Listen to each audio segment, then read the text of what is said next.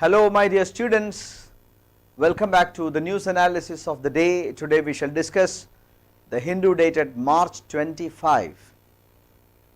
I used to tell you that to have the best benefit of the program you have to read the newspapers and sit, then you will get the best benefit.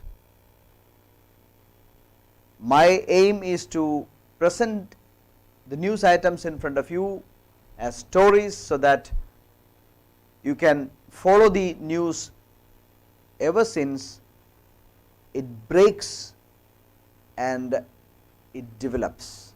The news breaks, news develops, and all through the path you should go and you should know it as a story. So we shall start the Hindu dated March 25. Yes, I am presenting in front of you a few new results of ours. Mr. Abhishek, who is a probationary officer, who is selected as a probationary officer in the State Bank of India. Ajit, another probationary officer in the State Bank of India. Okas Vijayan, probationary officer in the State Bank of India. Reshma Raju, probationary officer in the State Bank of India. Rohin Raj, probationary officer in the State Bank of India. Shinu PS, probationary officer in the State Bank of India, and Bivin Baby, he is selected as a probationary officer in the Tamil Nadu Grameen Bank. So these are a few results to present in front of all of you. I wholeheartedly congratulate all my dear ones. So I wish them a very bright banking career. May God bless them all, and to you, these people, your predecessors, must be the inspiration. I remember many years ago when I was preparing for All India exams and bank recruitment exams,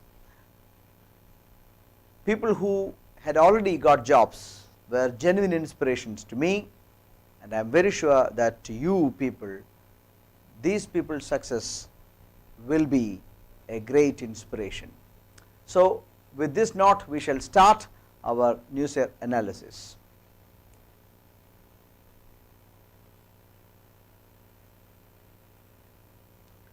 The Hindu dated March 25.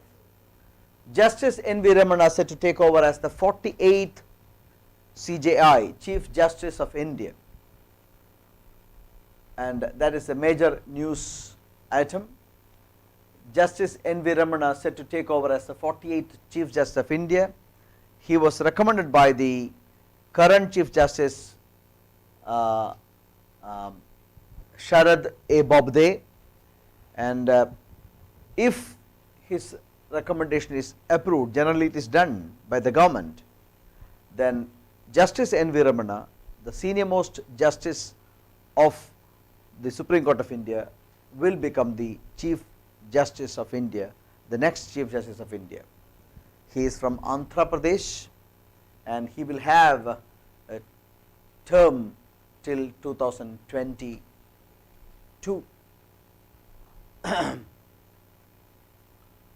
So very important news. If he is formally appointed by the President of India, we know that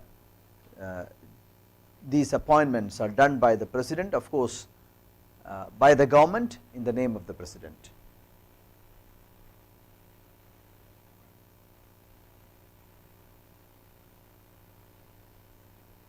Supreme Court flags concerns over misuse of electoral bonds. The issue of electoral bonds was discussed a few days ago also. Electoral bonds were introduced to control political fundings, but what happened was that disguised fundings continue. Nobody knows who all are funding, subscribing to electoral bonds, and which political parties are given what amount. No idea at all, and there is no provision in the law that would make these fundings transparent. So the Supreme Court flagged its concern that political parties could misuse crores of rupees received as donations through electoral bonds. Mind you, these donations are exempt from the income tax department, from the purview of income tax. So, political fundings will come to political parties. These funds, corporate funds, will come to political parties. They get income tax exemption, but these are all disguised funds. Who all have contributed these funds and which all political parties receive those funds, as per law, there is no need for any kind of revelations. The court asked the government whether there was any control over how these donations were used by the political parties, and the court continues to ask, suppose there is a political party which wants to buy electoral bonds and finance a protest. What is the control of the government on how the money is put to use? A party receives electoral bonds worth 100 crore. What is the guarantee that they will use the entire funds for political purpose alone and not for terrorism or other activities? So, there must be a clarity on all these things. The law must be reframed, and political fundings by corporates through electoral bonds must be made more transparent. Anonymous funds should not come and poison the political spectrum of the country. Excluding India from Moscow talks a mistake, says Afghan minister. We used to discuss all these days about Afghanistan.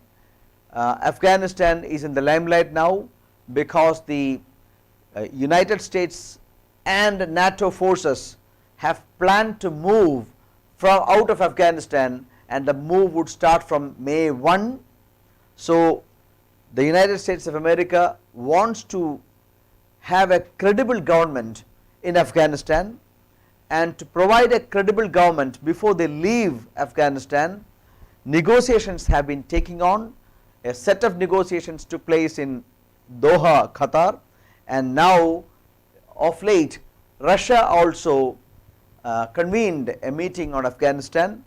In that meeting, Russia, China and USA, that troika met with other neighboring countries of Afghanistan. Pakistan was also invited, but India was not invited. We must understand that India has sent peacekeepers to Afghanistan from time to time. We have provided a lot of help to Afghanistan all these years, but unfortunately India was not included in the discussion, and the Afghan minister says that India must have been included in the discussion that took place in Moscow to bring back peace to Afghanistan. Whether Taliban will be included in the government or whether there will be a new election taking place, that is what everybody is looking at. Taliban has got huge control over the rural areas of Afghanistan, so they are a force to reckon with, but Taliban still continues to be a terror organization, disturbing, and they have got very strict laws against the democratic spirits that Afghanistan has always kept. So, we have to wait and see what is going to evolve out of Afghanistan. Tactical abstention. This particular editorial is about the government of India's abstention from voting in the UNHCR, voting against Sri Lanka. We must understand that Sri Lanka had a very terrible past during the 70s and 80s, and of course all through 90s. Sri Lanka faced heavy terrorism.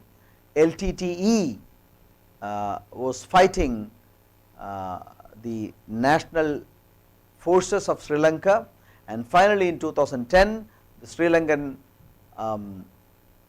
government forces, the army, overpowered the LTTE and killed its leader Velupilla Prabhakaran. Now the government of India wants Sri Lankan Tamilians to have a good say in the government. They should not be marginalized.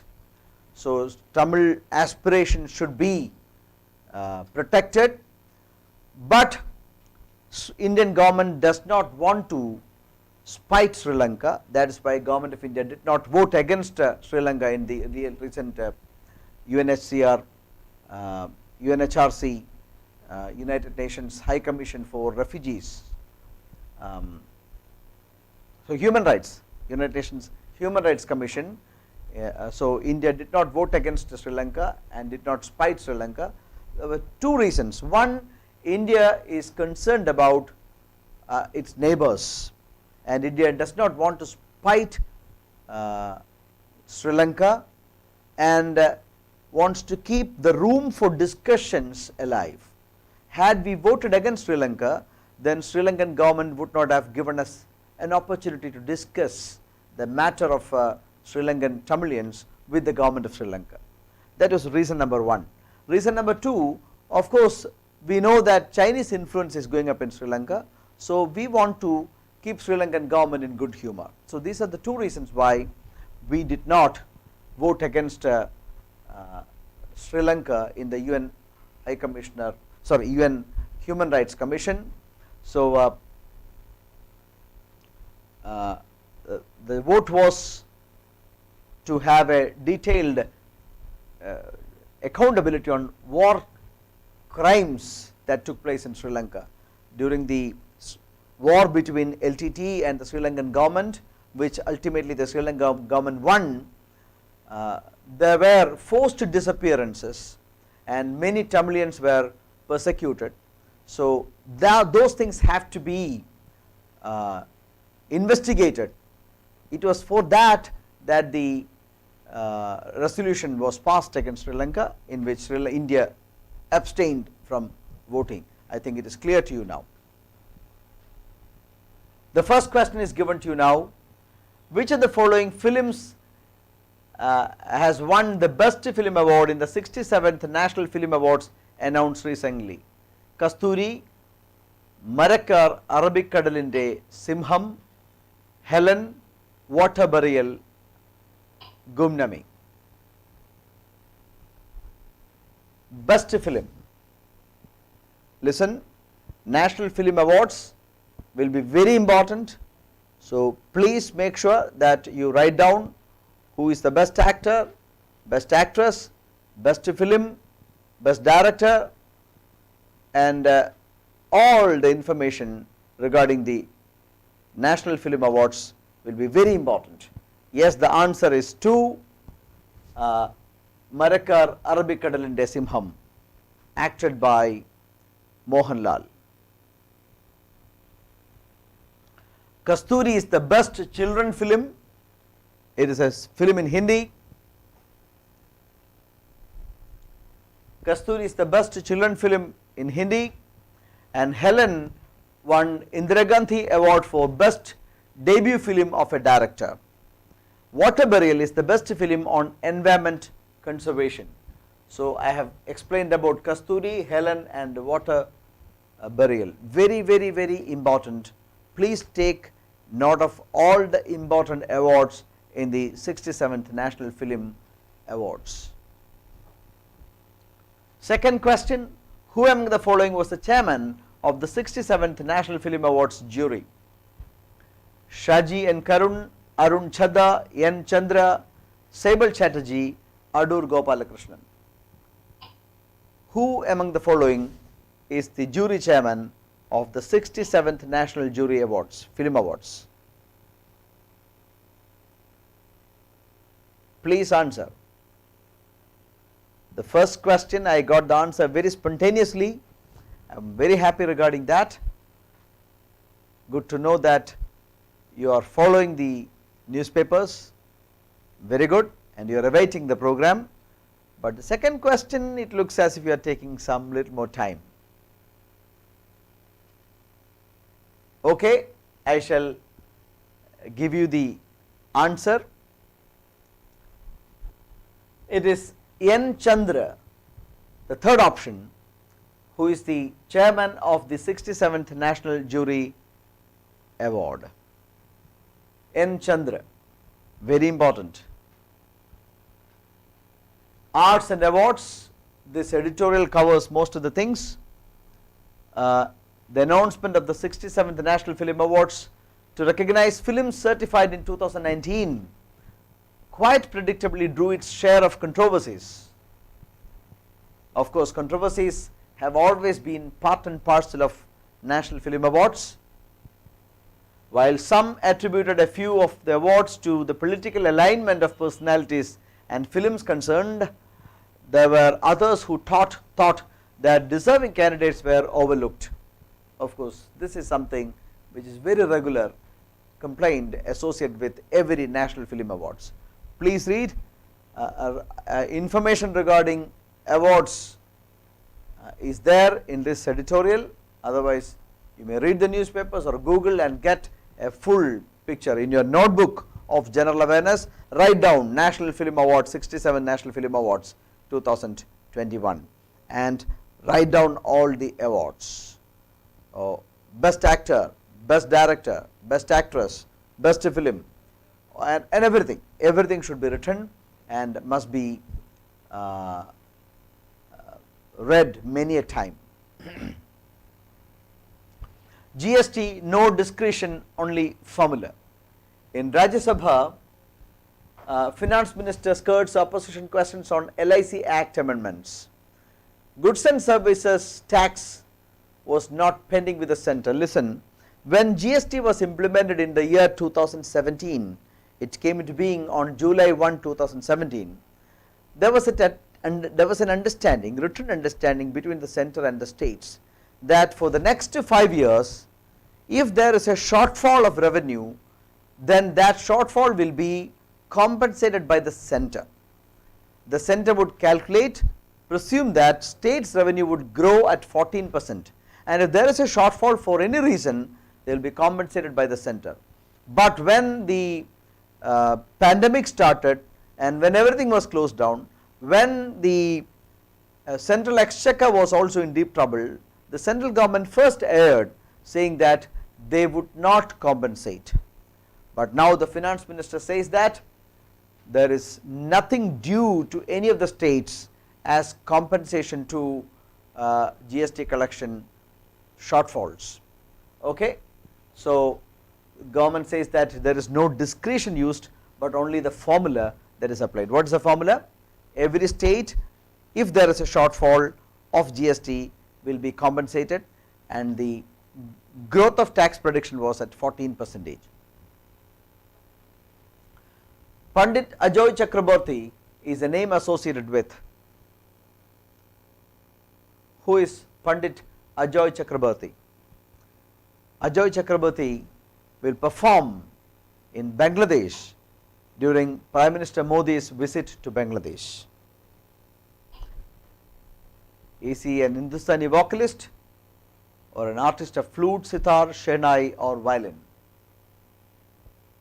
What is he? Pandit Ajoy Chakraborty. Please answer, very important.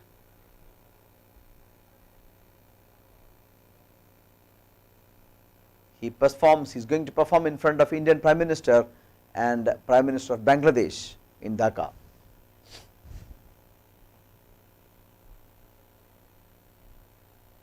Yes, very good. He is a Hindustani vocalist. Ajoy Chakraborty is a Hindustani vocalist. Prime Minister to visit Mujib Rahman's mausoleum during his trip to Bangladesh. This is going to be Prime Minister Modi's first international visit after the pandemic. He is going to visit the neighboring country Bangladesh, which is going to celebrate its 50th year of independence. Very important. So his visit is going to be for March 26 and 27. So Ajoy Chakraborty will perform live with his musical team from Kolkata. Very important. So Prime Minister is visiting Bangladesh. Bangladesh is celebrating its 50th year of independence. We know that Bangladesh got independence in 1971. In that 1971 war, India helped Bangladesh securing its independence from Pakistan. Uncertainty hangs over Israel election outcome. We discussed Israel election yesterday. Political instability is a part and parcel of modern Israeli society. This is the 4th election in just 2 years, and there is huge complaints against Benjamin Netanyahu, the current prime minister, the longest serving prime minister of Israel. He has been prime minister for the past 12 years, and now people again went for election, the 4th one in less than 2 years. There is going to be, the Knesset, very important, Knesset, Israeli parliament is called a Knesset. It's a 120 seat parliament. So picture is not clear who is going to be the next prime minister of Israel. Ship blocks Suez Canal after running aground in sandstorm. Suez Canal connects Europe with Asia. Now it's one of the world's busiest trade routes. Suez Canal authority said it was working to refloat Taiwan run, but Panama flagged MV Ever Given, a 400-meter long and 59-meter wide vessel which was lodged at an angle across the waterway. Okay, so dozens of ships waiting for both Mediterranean and Red Sea sides. Okay, Mediterranean and Red Sea are connected.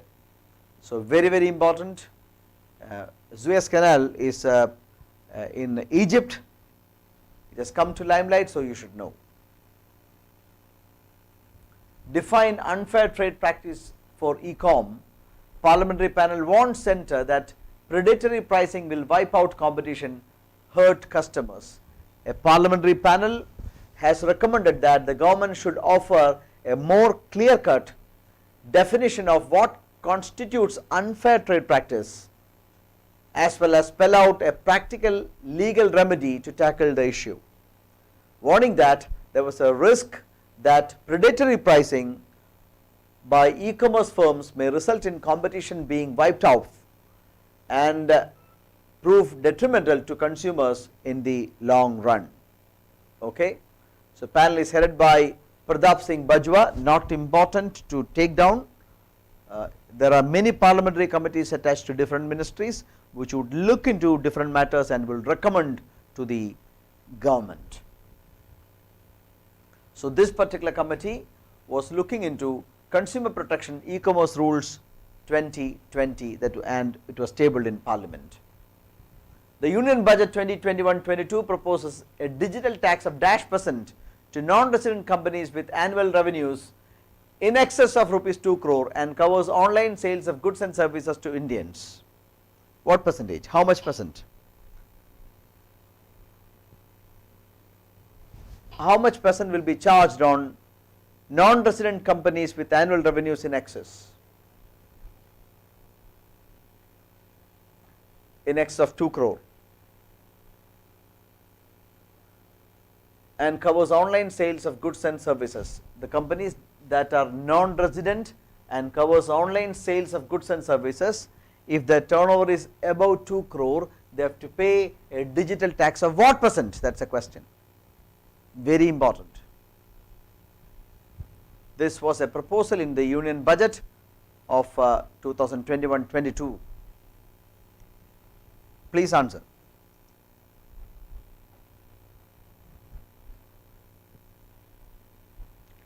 Yes, I am going to tell the answer. It is 2%, the second option, 2%. So the digital tax is proposed to be 2%. No digital tax if goods sold via India arm. In a bid to provide level playing field, the government has decided not to levy 2% digital tax if goods and services are sold through an Indian arm of foreign e-commerce. The amendment to the Finance Bill 2021 clarifies this. However, foreign firms that do not pay any tax will have to pay the levy. And what is that? It is 2%. The digital tax introduced in April 2020 applies only to non-resident companies with annual turnover in excess of 2 crore and covers online sales of goods and services to Indians. So 2% is the digital tax imposed on non-resident Indian companies. My dear students, thank you very much for watching the program. I hope you are benefited by the program. Continuously watch and point out if you require any kind of improvement from our side. We are always open to suggestions. Please, you may call us and you may post your suggestions in our YouTube channel so that we shall imbibe them and try to rectify to the extent possible. So thank you very much for watching. At 3 o'clock we will have another online live class on either math, English or reasoning. So have a good time. Please share the link of our program with your friends so that they can also watch, and thank you very much. Goodbye.